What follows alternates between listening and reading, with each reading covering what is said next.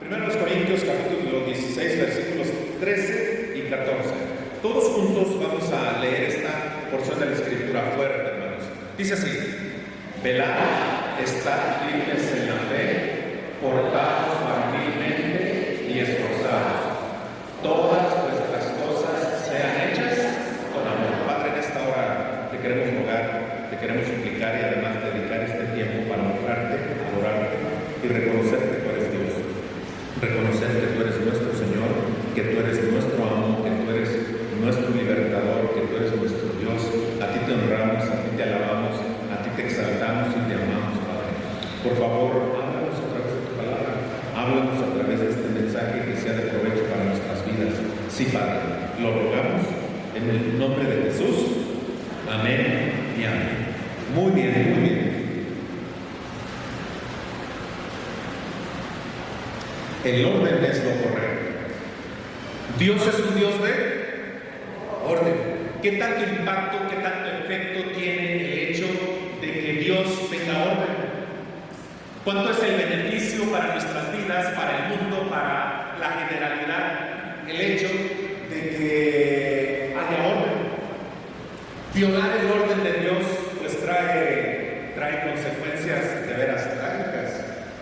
Por ejemplo, pienso en el ser humano que hemos violado mucho el orden de Dios. Por ejemplo, en la ecología se dice que el 5% del agua en México está limpia. 95% del agua que se consume en México es agua reciclada. Entonces, estamos hablando de una catástrofe importante. ¿Cómo hemos afectado el clima a los seres humanos con tanta contaminación? Los climas extremosos, las sequías en un lugar y en otro lugar se están inundando. ¿Por qué? Porque los seres humanos hemos afectado el orden de Dios. Aunque Dios sigue teniendo el control, violar el orden de Dios tiene consecuencias. Ahora, mi pregunta es esa: ¿de veras los seres humanos podemos violar el orden de Dios? Claro que sí, pues llevamos toda la vida haciéndolo. ¿Y cuáles consecuencias hemos tenido? ¿De veras nos ha resultado a los seres humanos erigirnos bajo principios y bajo propósitos altamente egoístas? ¿De veras nos ha resultado?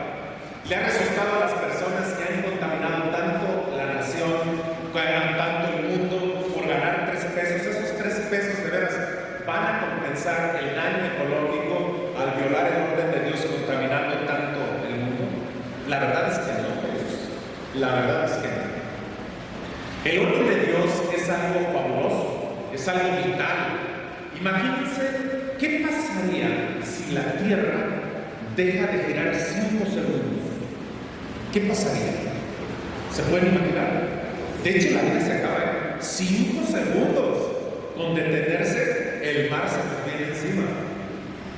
Y quién sabe qué otras cosas puedan suceder. No soy experto, pero fíjense la importancia de ese orden que Dios estableció.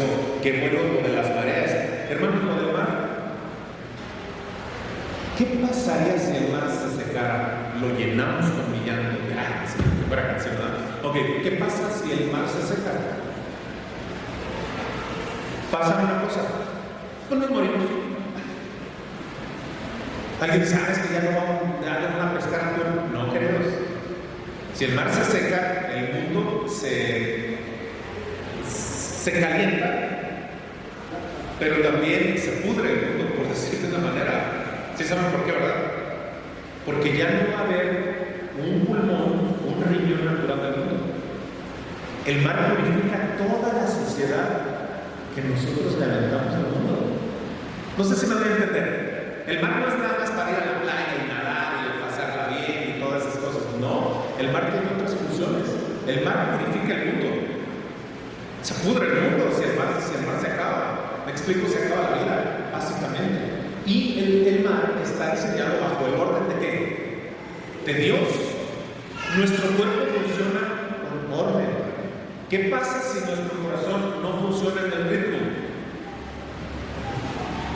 Entonces, es gracias al principio de orden, ¿verdad?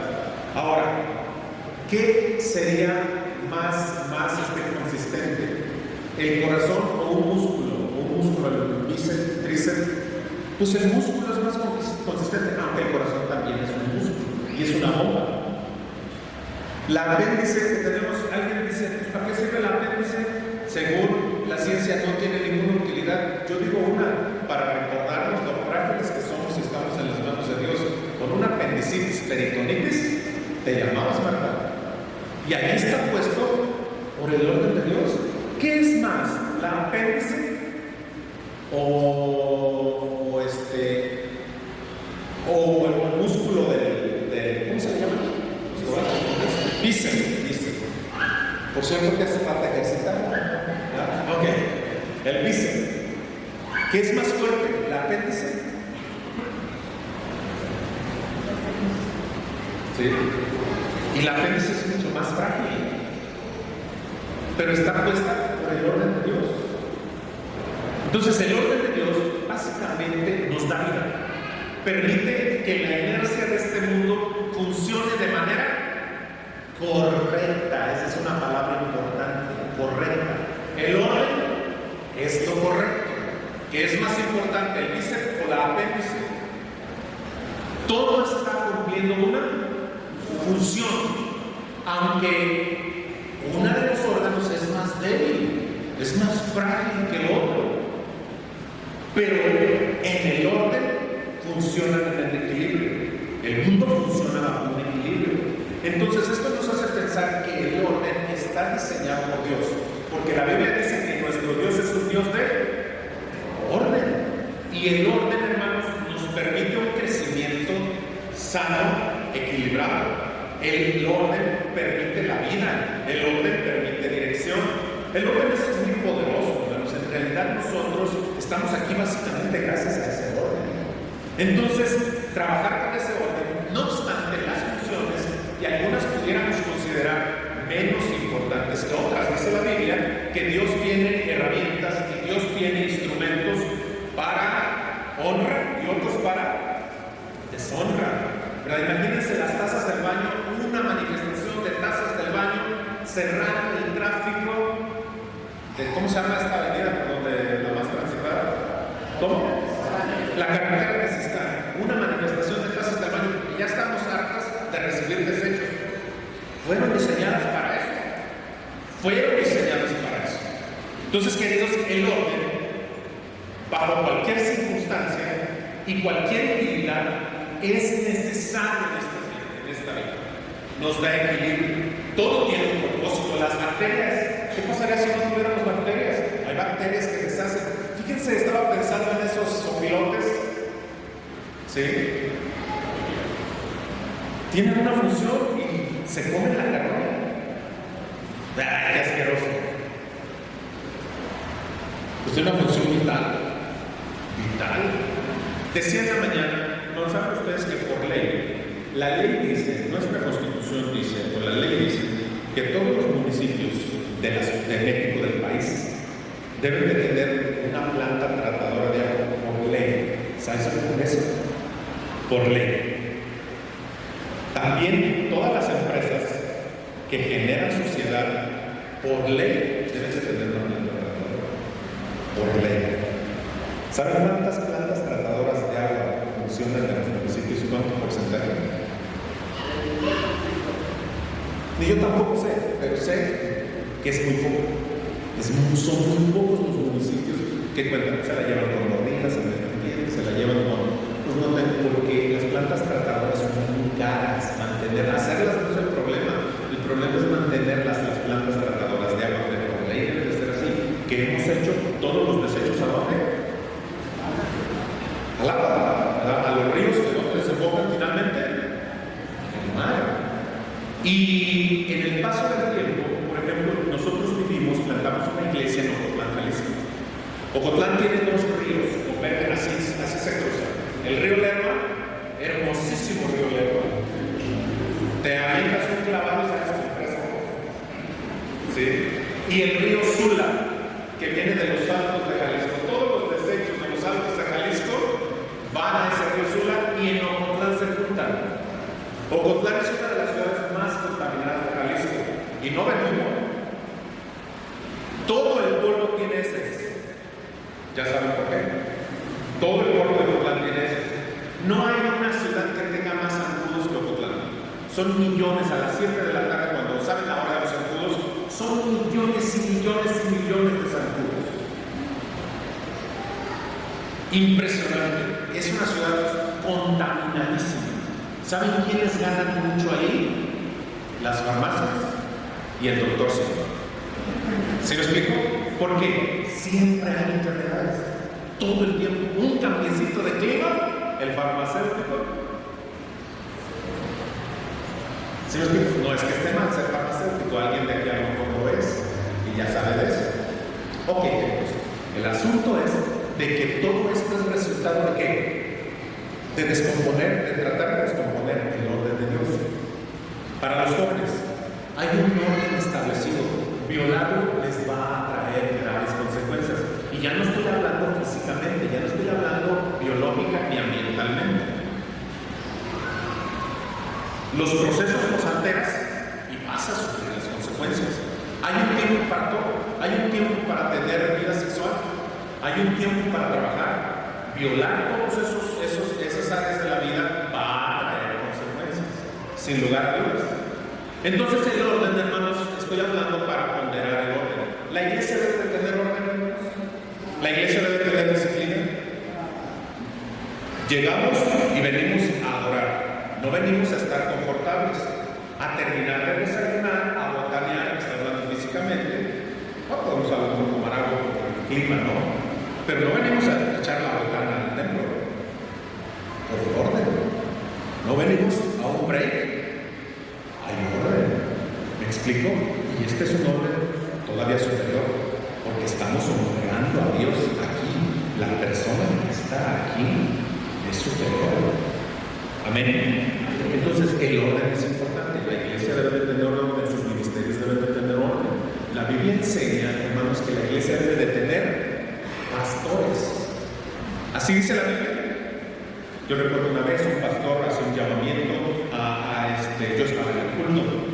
¿Quiénes llamaban al ministerio? No, me sirve. Y pasaron como 5 personas llamadas al ministerio y les dicen, bueno, pues vamos a orar por ustedes porque aquí hay pastor. Vamos a ver a dónde Dios los pone. La Biblia enseña que en la iglesia debe de haber pastores. ¿Este es un reto? Sí. ¿Le cuesta a la iglesia? Sí, pero es la voluntad de Dios. Ese es el orden de Dios. Porque tantas iglesias tienen tantos problemas, tanto no alcanza el ministerio. ¿Por qué? Porque se acaban y desgastan y se aniquilan a un pastor. ¿Me explico? Qué interesante es. El orden tiene sus ventajas. El orden tiene consecuencias positivas.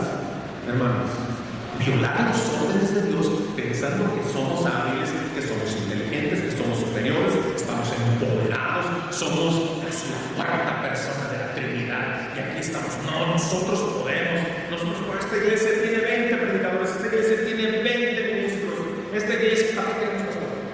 No lo ahorramos. ¿Saben qué iglesia es así? Literalmente iglesias así, yo los conozco, yo he ido a predicar ahí.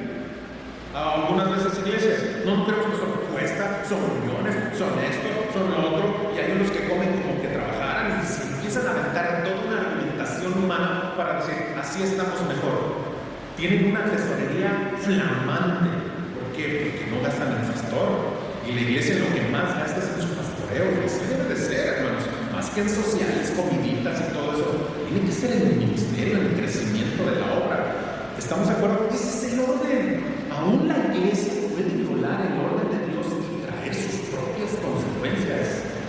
Por eso el orden es tan importante. Dios es la figura de orden. La iglesia es el impacto de orden para todos los demás. ¿Estamos de acuerdo, hermanos? O sea, que no estemos así. ¿Me explico, hermanos? Entonces, pensemos en eso. Ahora, bueno, hasta aquí vamos bien. Hoy día, no obstante, la sociedad, producto de una catastrófica falta de identidad que no solo afecta el rumbo de la vida, la identidad y la vida natural, los seres humanos nos hemos erigido como las personas que sabemos cómo hacer las cosas, defraudando, violando flagrantemente el orden de Dios. Nos hemos levantado, hermanos, usando la falta de identidad, destruyendo y violando el orden de Dios. ¿Saben dónde? en la familia. Y aquí es a donde quiero llegar. Toda la introducción que acabo de mencionar descansa en la familia. ¿Cuál es el orden de Dios para la familia? Queridos, ¿cuál es el reto más grande y la dificultad más grande que la sociedad enfrenta hoy en día? Las familias. ¿De dónde emana la delincuencia? De las familias. ¿De dónde emana la falta de dirección de la familia? ¿De dónde emana la falta de enseñanza en la familia? La iglesia la conformamos familias, y en la familia Dios predeterminó un orden para que ésta funcione glorificándolo, para que ésta funcione con éxito. Es decir, Dios se atrevió, pensando y sabiendo lo empoderados que somos, lo autosuficientes, lo ensimismados y a veces hasta lo soberbio que somos, porque muchos de nosotros nos levantamos pensando que somos los grandes arquitectos de la vida y que somos los grandes constructores de la familia. Y flagrantemente hemos puesto el orden de Dios fuera de nuestras vidas. Sí, venimos, cantamos, pero el orden de Dios en la familia no está. Sí, venimos, nos decimos cristianos, pero el orden de Dios en la familia no está. ¿Por qué? Porque nuestras familias muchas veces quien gobierna son las mujeres, para vergüenza nuestra lo digo. Con el empoderamiento que ahora estamos viviendo, pensamos, queridos, que está bien. ¿Por qué? Porque ahora hay un grupo de mujeres titereteadas por grandes mentes que crearon un movimiento aprovechando la terrible falta de identidad que nuestra sociedad tiene. Crearon un movimiento desde los 1900 que se llama feminismo, y que creo que la iglesia adolece de ese problema sin temor a equivocar. Y si voy a empezar de falta de popularidad, cuestionarles. Amén. Porque no es la voluntad de Dios que las mujeres estén empoderadas sobre los hombres. No es la voluntad de Dios. Puedes gritar, patalear en tus derechos y tu constitución y argumentando tu habilidad y tus cualidades. Queridos, el orden de Dios no tiene que ver con cualidades. Yo les decía en la mañana lo siguiente, para muestra de todo. Yo estudié en el seminario Manuel 3 años y otros más en otro seminario. En el seminario teníamos una hora de capilla, que era un culto. Todos los seminaristas íbamos al culto, nos acompañaban algunos maestros. Entre nosotros dirigíamos el canto congregacional y predicábamos en ese culto. Diario en el seminario. Habíamos 18 alumnos, más maestros y administrativos que iban al culto. No es cuestión de habilidad, no es cuestión de talento, porque hay muchas mujeres que tienen un talento tremendo. Se lo quitamos, no. Yo soy de los que piensan impulsar. Si alguien es pro que la mujer participe en la iglesia, pues soy yo. No quiero dar una mala impresión, pero de eso a violar el orden de Dios, cuidado. Por eso luego las cosas no resultan. Bien, sigo con mi ejemplo. Hermanos, de los 18 alumnos más los maestros, nosotros predicábamos. ¿Saben, hermanos, quién era quien predicaba mejor, sin lugar a dudas? De todos nosotros, incluyéndome yo, una mujer. Una mujer se llevaba de cama al 90% de los maestros para predicar. Una alumna, compañera mía de mi salón de mi esposa, predicaba. Su esposo es pastor, predica mejor que su esposo. No voy a decir nombres, pero predica, hermanos, literal, predica mejor que su esposo. Pero ella no predica en la iglesia, obviamente. No es cuestión de talento, hermanas, no tienen que demostrar que son mejores que los hombres. Para violar el orden de Dios no tienen que hacer eso. Ahora estamos muy adoctrinados por la falta de identidad. Por la falta de identidad, dice alguien, destruye la identidad del pueblo y los vas a tener como. Y no es lo que está sucediendo. Una destrucción flagrante de falta de identidad. Queridos, muchos de nosotros venimos, oramos, hermanos, por nuestro gobierno. ¿Por qué? Para que no haya aborto. Ok, oramos para que no haya aborto. Oramos para el movimiento LGTB, que no haya. Y a la hora de votar en las urnas, votamos por los partidos que promueven eso. ¿Para qué oramos entonces? ¿Me explico? Falta de identidad. Destrúyele la identidad al pueblo y los vas a tener controlados. Esa falta de identidad de algunas mujeres que fueron controladas por grupos, ellos promueven el feminismo, promueven el empoderamiento, promueven, queridas, les voy a decir una gran verdad. ¿Saben ustedes quién es el principal afectado del feminismo? El principal afectado, pues los maridos sometidos, hermano. No. ¿Saben a quién le causa más estragos el feminismo? A las feministas. ¿Por qué? Porque les roba su identidad.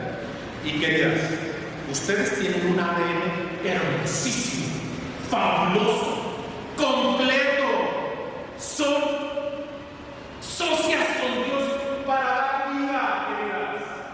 Eso nosotros no lo podemos hacer. Bueno, participamos. Pero ustedes son socias con Dios, son queridas por Dios. En un tiempo en el que la mujer era un cero a la izquierda, a ustedes las dignifica nuestro Señor. De hecho, a la persona que ustedes más le deben es a Cristo, queridos. Un hombre que para dar vida eterna se para en un lugar público y habla con una mujer. Eso es escandaloso en la época. Jesús habla con una mujer en público, no se debería de hacer. Peor, era samaritano. Ahí ya todos pusieron el grito en el cielo. Alguien dijo, Virgen Santa, que estamos viendo. Otro dijo, Ave María Purísima. ¿Cómo Jesús está hablando con una samaritana? Los samaritanos y los judíos no se llevan. Peor era mujer. Y les doy otro dato de muy dudosa que todavía 5 maridos has tenido y el que tienes ahora se lo robaste a un hermano de la iglesia. Ok, entonces el asunto, hermanos queridos, es que hace Jesús quien dignifica a la mujer. ¿Quién es? Cristo. ¿Por qué? ¿Por qué, hermanas, tener el afán perverso y suscrito y enseñado desde el mismísimo infierno? Porque si algo es satánico en esta vida, es cambiar los roles o querer pretender tener el rol del hombre y viceversa. No hay enseñanza, no hay susurro. Peor que el enemigo no ha lanzado a esta sociedad que ese, queridos. Y te lo firmo donde quieras. ¿Por qué? Porque el ADN, querida, tu constitución física, biológica, moral, espiritual, intelectual, fue diseñada para tener el orden que Dios te estableció. No pone al hombre más alto que a ti. De hecho, hoy en día, por cierto, ¿saben que hay más leyes en nuestra Constitución a favor de las mujeres que de los hombres? Una minoría ha logrado eso. Yo digo, qué bien, no tengo problema con eso. Tengo problema con la actitud y con la conducta, pero más problema tengo que muchas mujeres cristianas están adoptando eso.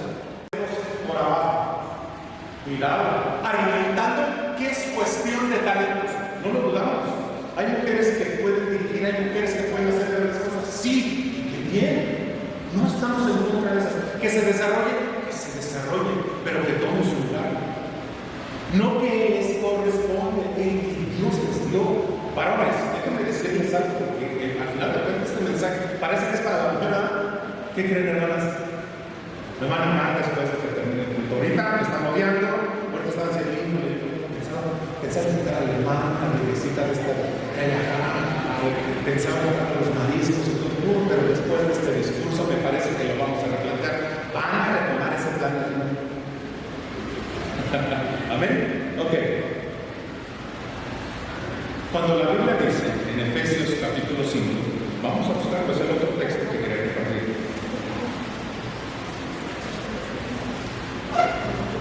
...21 en adelante, dice así, Efesios capítulo 5, 21 en adelante.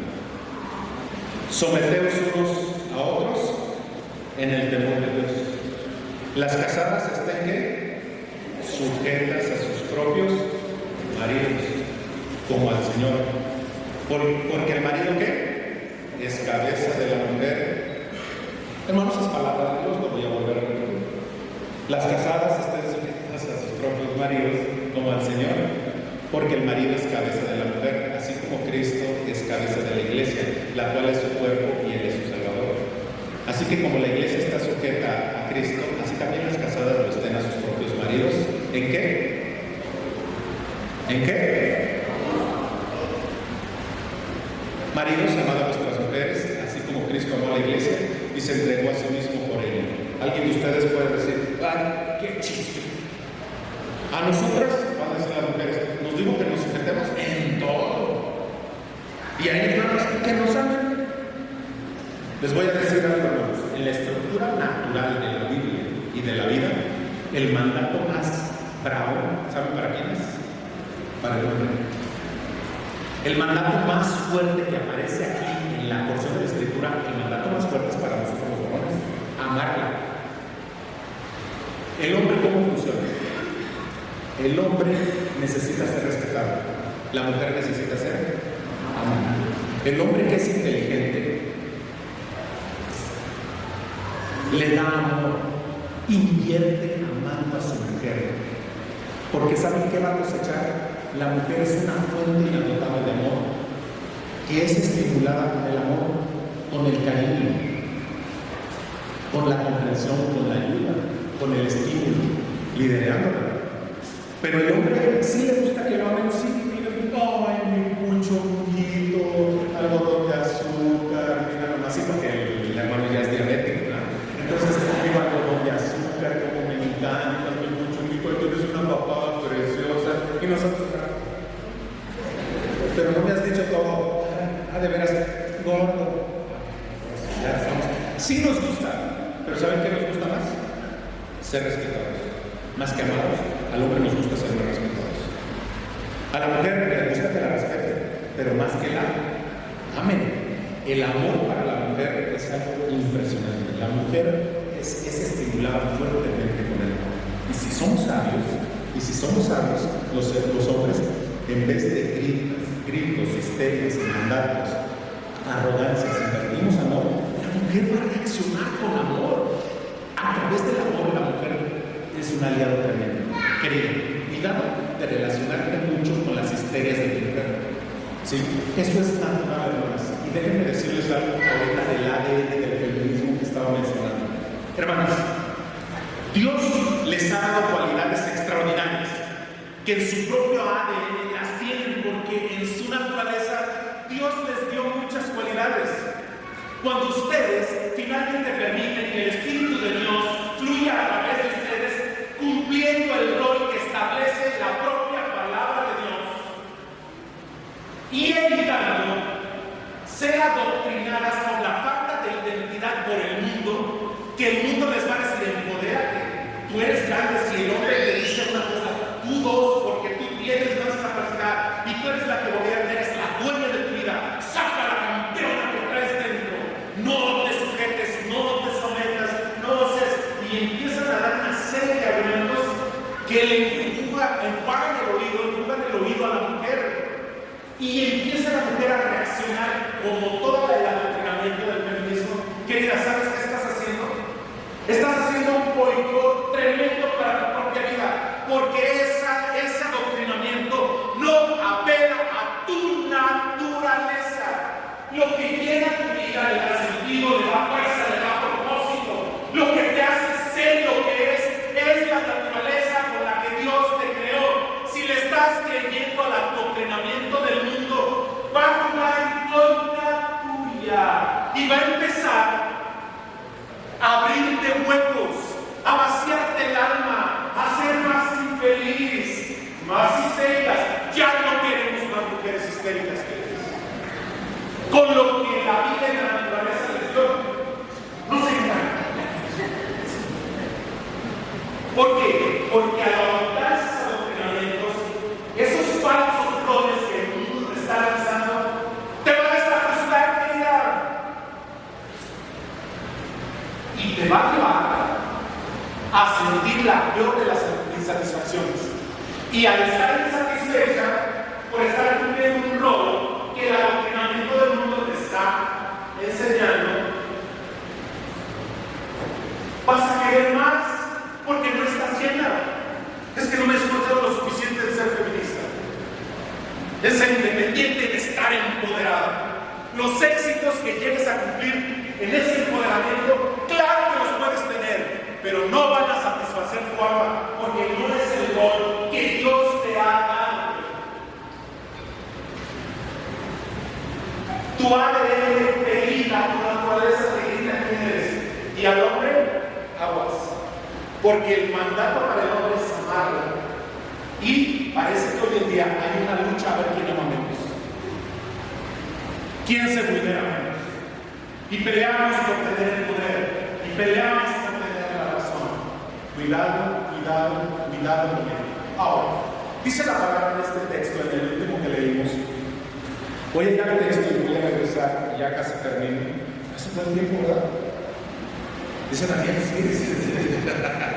Ok. Dos cosas finales quiero mencionar. Hermanos y hermanas, sin embargo, el mandato más fuerte no es para las mujeres, es para los varones. Cuando dice la Biblia, en Efesios capítulo 5, que el hombre es cabeza, ¿para qué es?